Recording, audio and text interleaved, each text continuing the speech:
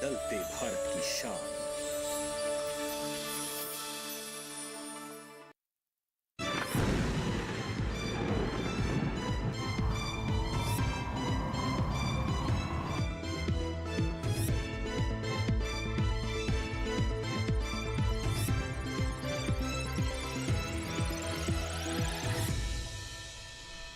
नमस्कार, दूरदर्शन किसान में आप सभी का बहुत स्वागत है। मैं हूं आपके साथ पुलकित शुक्ला।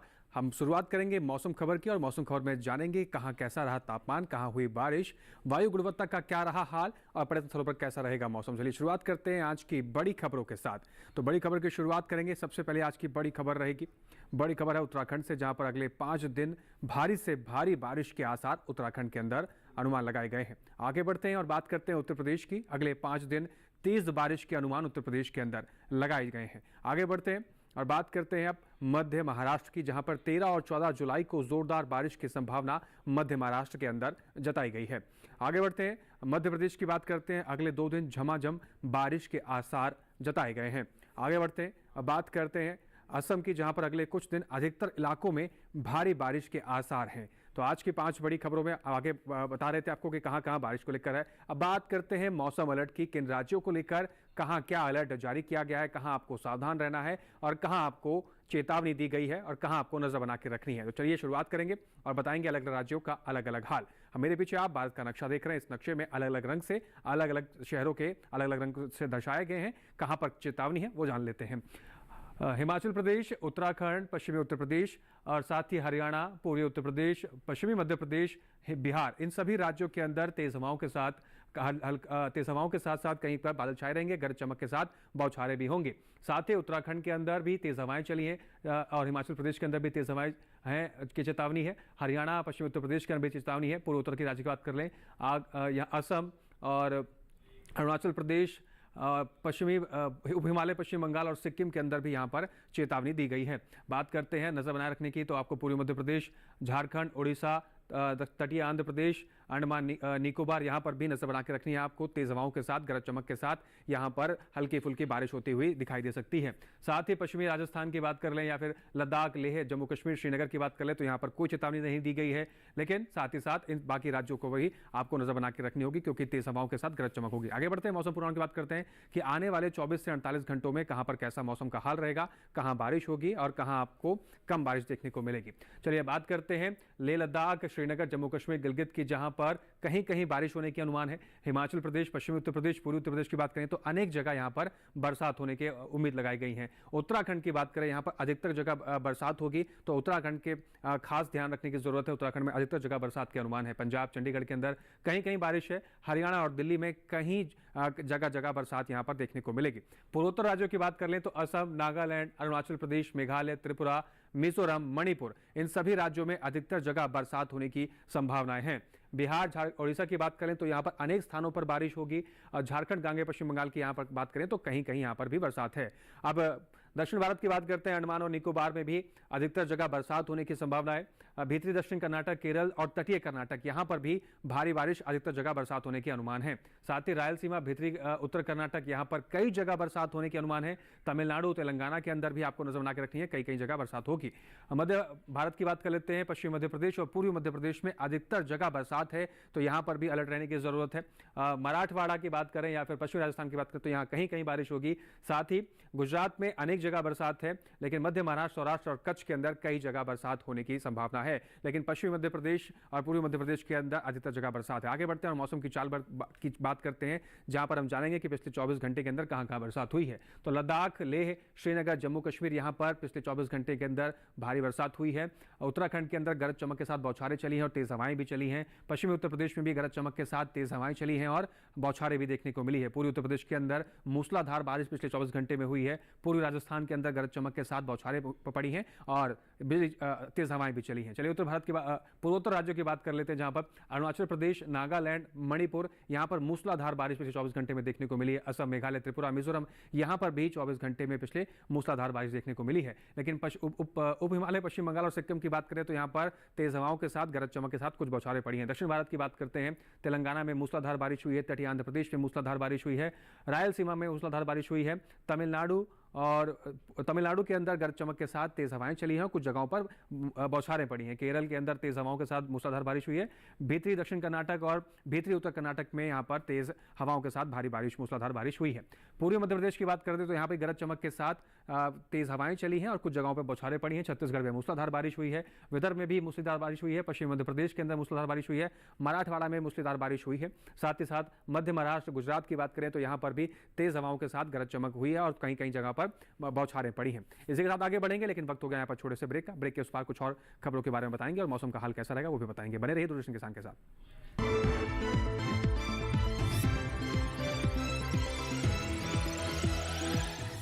जड़ों में हो जान बढ़ेगी, उपज बढ़ेगा मान। का माइकोर एक ऐसा उत्पाद जो पोषक तत्वों की अवशोषण क्षमता को बढ़ाए एवं जड़ों को मजबूत बनाए। माइकोर, जब जड़ों में हो जान बढ़ेगी उपज, बढ़ेगा मान।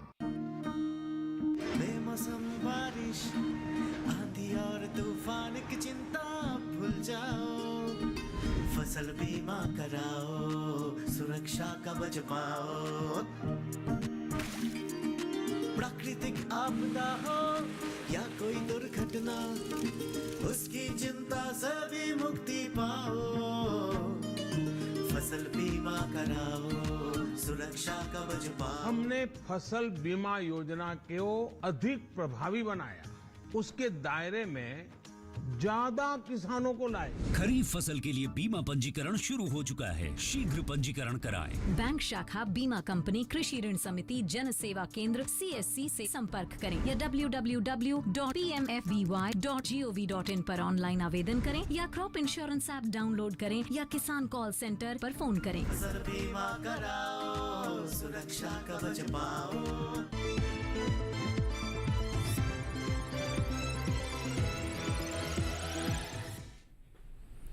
ब्रेक के बाद एक बार फिर से बहुत स्वागत है आप सभी का। ब्रेक से पहले हमने आपको बताया किस राज्यों को लेकर क्या अलर्ट था, कहां भारी बारिश हुई और कहां बारिश होने के अनुमान जताए गए हैं। आगे बढ़ते हैं और बात करते हैं देश भर के अलग अलग राज्यों में क्या तापमान रहेगा, कहां अधिकतम तापमान रहेगा और कहां न्यूनतम तापमान क्या दर्ज किया गया है। तो तापमान का हाल जानेंगे अलग अलग राज्यों के जरिए। तो चलिए शुरुआत करते हैं और बात करते हैं अधिकतम तापमान की। तो पूर्वी उत्तर प्रदेश के अंदर अधिकतम तापमान 1.6 से 3 डिग्री सेल्सियस सामान्य से ज़्यादा दर्ज किया गया है। तो पूर्वी उत्तर प्रदेश के अंदर तापमान की स्थिति कुछ इस तरह से रही, जहां पर 1.6 डिग्री सेल्सियस से 3 डिग्री सेल्सियस सामान्य से ज़्यादा दर्ज किया गया है।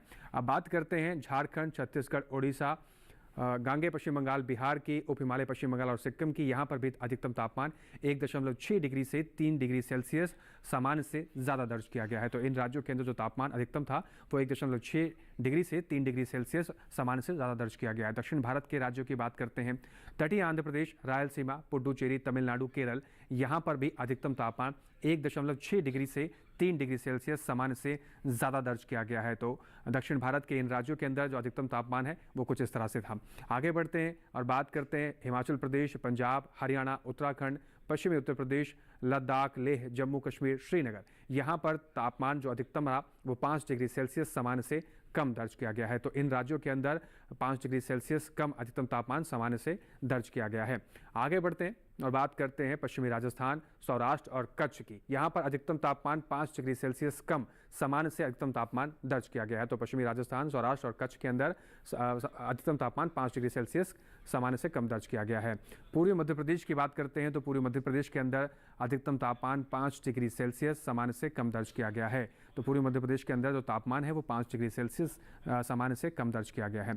आगे बढ़ते हैं और बात करते हैं पश्चिमी मध्य प्रदेश, पूर्वी राजस्थान और गुजरात की, जहां पर अधिकतम तापमान 3 से 5 डिग्री सेल्सियस सामान्य से कम दर्ज किया गया है। तो पूर्वी राजस्थान और मध्य भारत के इन राज्यों के जो तापमान की स्थिति वो थी। और देश में सबसे अधिक जो तापमान है वो तमिलनाडु के मदुरई में, यानी कि अधिकतम तापमान 40 डिग्री सेल्सियस दर्ज किया गया है। आगे बढ़ते हैं और न्यूनतम तापमान की बात करते हैं तो न्यूनतम तापमान झारखंड, बिहार, गांगे पश्चिम बंगाल, उप हिमालय पश्चिम बंगाल और सिक्किम के अंदर, छत्तीसगढ़ के अंदर 1.6 डिग्री से 3 डिग्री सेल्सियस सामान्य से ज़्यादा न्यूनतम तापमान दर्ज किया गया है। इन राज्यों के अंदर जो न्यूनतम तापमान है उसकी स्थिति कुछ इस प्रकार है कि 1.6 डिग्री सेल्सियस से 3 डिग्री सेल्सियस सामान्य से ज़्यादा न्यूनतम तापमान दर्ज किया गया है। आगे बढ़ते हैं और बात करते हैं पूर्वी मध्य प्रदेश की। पूर्वी मध्य प्रदेश के अंदर न्यूनतम तापमान 1.6 से 3 डिग्री सेल्सियस सामान्य से ज़्यादा दर्ज किया गया है। तो पूर्वी मध्य प्रदेश का जो तापमान का हाल है वो कुछ इस प्रकार से है।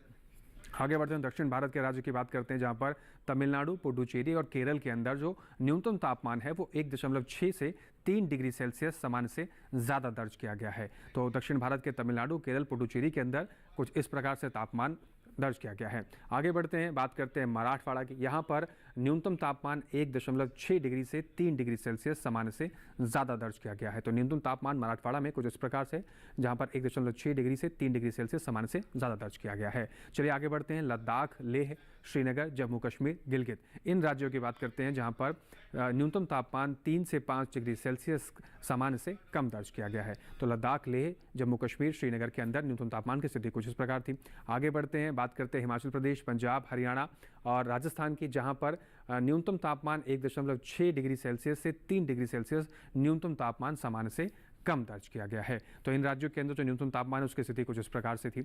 आगे बढ़ते हैं और बात करते हैं, देश के अंदर जो सबसे कम तापमान था वो पूर्वी मध्य प्रदेश के मलाज खंड में दर्ज किया गया है, जो कि न्यूनतम तापमान 20.7 डिग्री सेल्सियस न्यूनतम तापमान दर्ज किया गया है। तो देश के अंदर सबसे कम तापमान मलाज खंड पूर्वी मध्य प्रदेश के दर्ज किया गया है। इसी के साथ देश के कुछ और अन्य राज्यों में क्या कुछ तापमान की स्थिति रही, आइए देख लेते हैं।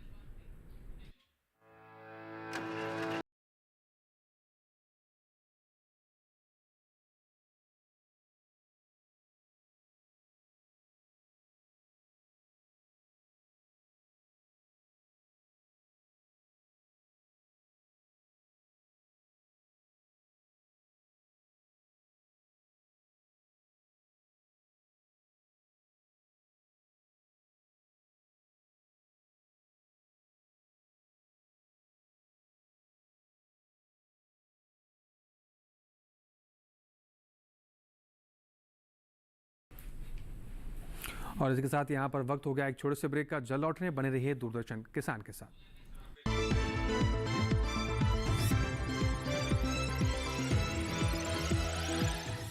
जड़ों में हो जान बढ़ेगी, उपज बढ़ेगा मान। अनुकाका माइकोर एक ऐसा उत्पाद जो पोषक तत्वों की अवशोषण क्षमता को बढ़ाए एवं जड़ों को मजबूत बनाए। माइकोर, जब जड़ों में हो जान बढ़ेगी उपज, बढ़ेगा मान।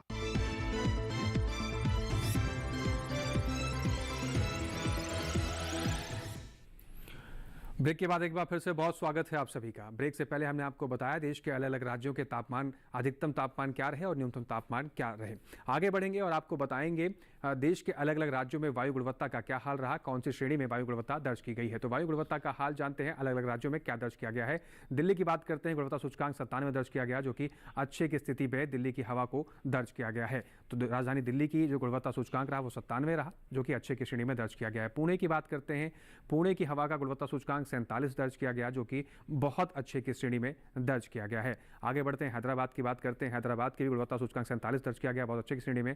मुंबई की गुणवत्ता सूचकांक 45 दर्ज किया गया है, जो कि बहुत अच्छे की श्रेणी में मुंबई की हवा को दर्ज किया गया है। तो मुंबई की जो गुणवत्ता सूचकांक है वो 45 रहा है। कोलकाता की बात करते हैं, कोलकाता के अंदर गुणवत्ता सूचकांक 76 रहा है, जो कि अच्छे की श्रेणी में दर्ज किया गया है। तो कोलकाता की हवा जो है वो 76 गुणवत्ता सूचकांक के साथ अच्छे की श्रेणी में दर्ज की गई है। बेंगलुरु के अंदर गुणवत्ता सूचकांक 44 दर्ज किया गया है, जो कि बहुत अच्छी श्रेणी में दर्ज की गई है। बेंगलुरु की हवा बहुत अच्छी श्रेणी में दर्ज की गई है, गुणवत्ता सूचकांक बेंगलुरु का 44 रहा है। पटना की बात करते हैं, पटना में गुणवत्ता सूचकांक 120 दर्ज किया गया है, जो कि संतोषजनक स्थिति में पटना की हवा को दर्ज किया गया है। तो पटना के अंदर गुणवत्ता सूचकांक 120 रहा, संतोषजनक स्थिति में हवा है। हैदराबाद की बात कर लेते हैं, 37 गुणवत्ता सूचकांक रहा है, जो कि बहुत अच्छी श्रेणी में हैदराबाद की हवा को दर्ज किया गया है। 37 के साथ हैदराबाद की हवा बहुत अच्छी स्थिति में दर्ज की गई है। अहमदाबाद की बात करते हैं, अहमदाबाद के अंदर गुणवत्ता सूचकांक 82 दर्ज किया गया है, जो कि अच्छे की श्रेणी में दर्ज किया गया है। तो गुजरात के अहमदाबाद के अंदर हवा की श्रेणी अच्छे की श्रेणी में दर्ज की गई। आगे बढ़ते हैं और बात करते हैं भारत के कुछ प्रमुख पर्यटन स्थलों पर कैसा रहेगा आने वाले 4 दिनों में मौसम। जम्मू कश्मीर के श्रीनगर की बात कर लेते हैं, आने वाले 4 दिनों में मौसम कुछ इस प्रकार से रहेगा, जहां पर मंगलवार, बुधवार, गुरुवार और शुक्रवार को बादल के साथ साथ बादल भी छाए रहेंगे और हल्की फुल्की धूप भी निकलेगी। अधिकतम तापमान 27 से 28 डिग्री सेल्सियस रहेगा, न्यूनतम तापमान 16 डिग्री सेल्सियस रहने वाला है जम्मू कश्मीर के श्रीनगर में आने वाले 4 दिनों में। तो जम्मू कश्मीर के श्रीनगर आप जाना चाहते हैं तो इस हिसाब से कुछ मौसम रहेगा, जहां पर आने वाले 4 दिनों में बादल के साथ धूप भी खिलती नजर आएगी। हिमाचल प्रदेश के मनाली की बात करते हैं, तो आने वाले 4 दिनों में मौसम का हाल कुछ इस तरह से रहेगा, जहां पर मंगलवार, बुधवार और गुरुवार को गरज चमक के साथ कुछ हिस्सों में बौछारें पड़ सकती हैं और शुक्रवार को मूसलाधार बारिश के अनुमान है। अधिकतम तापमान की बात करें तो 24 डिग्री सेल्सियस से 26 डिग्री सेल्सियस अधिकतम तापमान रहेगा। न्यूनतम तापमान की बात करें तो 15 डिग्री सेल्सियस से 16 डिग्री सेल्सियस और 17 डिग्री सेल्सियस इन 4 दिनों के अंदर न्यूनतम तापमान रहने वाला है। उत्तर प्रदेश के वाराणसी की बात कर लेते हैं। उत्तर प्रदेश के वाराणसी में मंगलवार को मूसलाधार बारिश के अनुमान है। वहीं बुधवार और शुक्रवार की बात करें तो गरज चमक के साथ कुछ हिस्सों में बौछारें पड़ सकती हैं और शुक्रवार को भी मूसलाधार बारिश होने के अनुमान है। अधिकतम तापमान की बात करें तो 33 से 35 तक अधिकतम तापमान जा सकता है। न्यूनतम तापमान की बात करें तो 26 डिग्री सेल्सियस से 27 डिग्री सेल्सियस वाराणसी के अंदर न्यूनतम तापमान उत्तर प्रदेश के जा सकता है। तो उत्तर प्रदेश के वाराणसी के आप जाने की तैयारी कर रहे हैं तो कुछ इस प्रकार से वहां मौसम रहने वाला है। हरियाणा के कुरुक्षेत्र की बात कर लेते हैं। कुरुक्षेत्र में मंगलवार को मूसलाधार बारिश के अनुमान है, तो वहीं बुधवार और गुरुवार को गरज चमक के साथ कुछ क्षेत्रों में बौछारें देखने को मिल सकती हैं। शुक्रवार को भी मूसलाधार बारिश के अनुमान है। अधिकतम तापमान की बात करें तो 29 डिग्री से लेकर 31 डिग्री सेल्सियस तक तापमान कुरुक्षेत्र में रहने वाला है। न्यूनतम तापमान चारों दिन यहाँ पर 25 डिग्री सेल्सियस तक रहने वाला है। तो हरियाणा के कुरुक्षेत्र में 2 दिन मूसलाधार बारिश होगी और 2 दिन बादल के गरज चमक के साथ बादल छाए रहेंगे और बौछारें पड़ेंगे। पश्चिम बंगाल के दार्जिलिंग की बात कर लेते हैं, जहां पर आने वाले 4 दिनों यानी कि मंगलवार, बुधवार, गुरुवार और शुक्रवार को चारों दिन यहां पर मूसलाधार बारिश होने की अनुमान है। अधिकतम तापमान की बात करें तो 19 डिग्री सेल्सियस से 20 डिग्री सेल्सियस दार्जिलिंग में अधिकतम तापमान जा सकता है। न्यूनतम तापमान 16 डिग्री सेल्सियस से 17 डिग्री सेल्सियस के बीच में दार्जिलिंग में रहने वाला है। लेकिन इन चारों दिनों में पश्चिम बंगाल के दार्जिलिंग में मूसलाधार बारिश के अनुमान जताए गए हैं, तो दार्जिलिंग जाने की तैयारी कर रहे हैं तो बारिश के लिए तैयार रहें। मणिपुर के इम्फाल की बात करते हैं, जहां पर मंगलवार, बुधवार, गुरुवार, शुक्रवार चारों दिन मूसलाधार बारिश के अनुमान है। अधिकतम तापमान की बात करें तो 31 डिग्री सेल्सियस से 32 डिग्री सेल्सियस अधिकतम तापमान रह सकता है। न्यूनतम तापमान की बात करें तो 22 डिग्री सेल्सियस से 23 डिग्री सेल्सियस न्यूनतम तापमान मणिपुर के इम्फाल में आने वाले 4 दिनों में रहेगा। लेकिन इसके साथ ही चारों दिन मूसलाधार बारिश इम्फाल के अंदर देखने को मिल सकती है। तो मणिपुर के इम्फाल जाने की तैयारी कर रहे हैं तो कुछ इस तरह से मौसम वहां पर रहेगा। महाराष्ट्र के महाबलेश्वर की बात करते हैं। आने वाले 4 दिनों महाराष्ट्र के महाबलेश्वर में मूसलाधार बारिश के अनुमान है। मंगलवार, बुधवार, गुरुवार, शुक्रवार चारों दिन मूसलाधार बारिश होगी।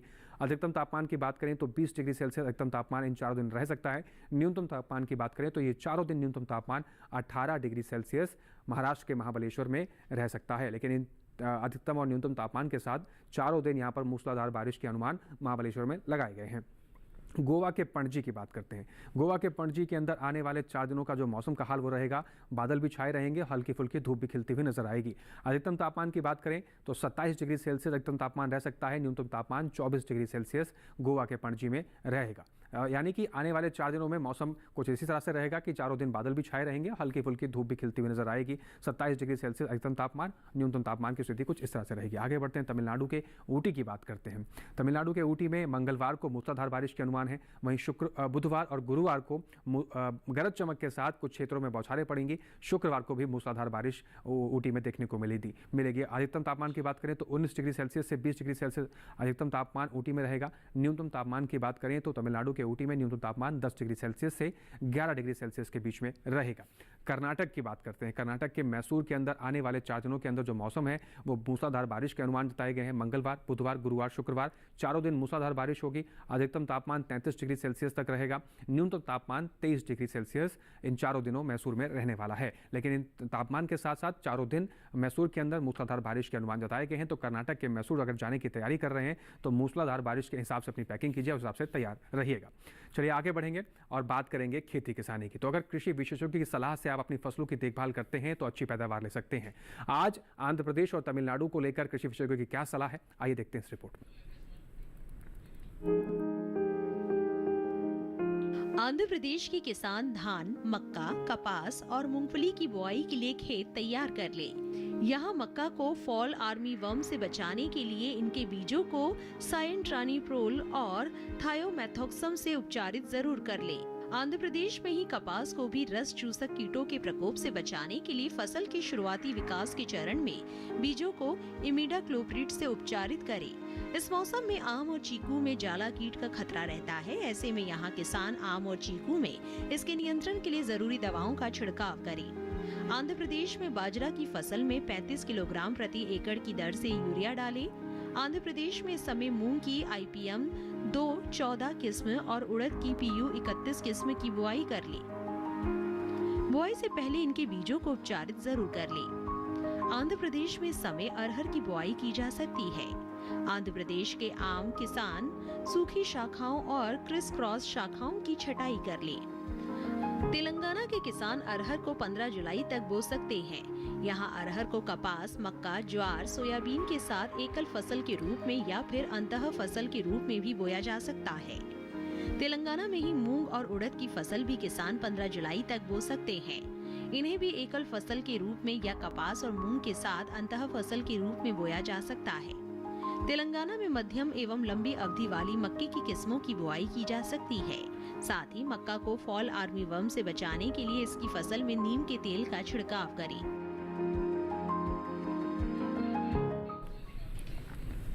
चलिए आगे बढ़ेंगे और बात करेंगे आज की फसल की। आज की फसल हमारी लोबिया की फसल है। भारत के कुछ क्षेत्रों में लोबिया की फसल की बुआई की तैयारी शुरू हो चुकी है। ऐसे में लोबिया की फसल को लेकर विशेषज्ञों की क्या सलाह है, आइए देखते हैं।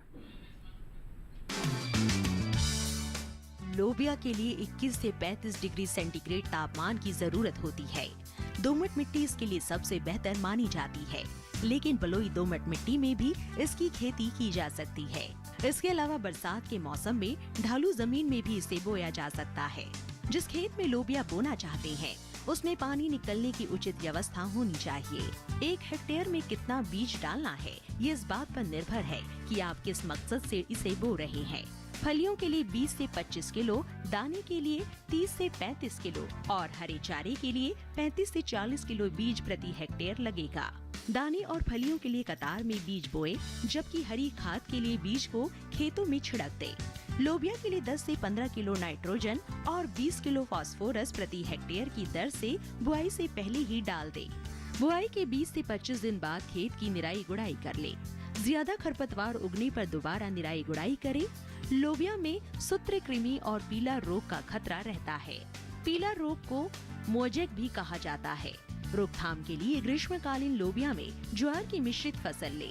लोबिया में माहू और फली भेदक कीट का भी खतरा रहता है। फसलों में लगने वाले इन रोगों और कीटों से बचाव के लिए किसान विशेषज्ञों की सलाह से उचित दवाओं का छिड़काव करें।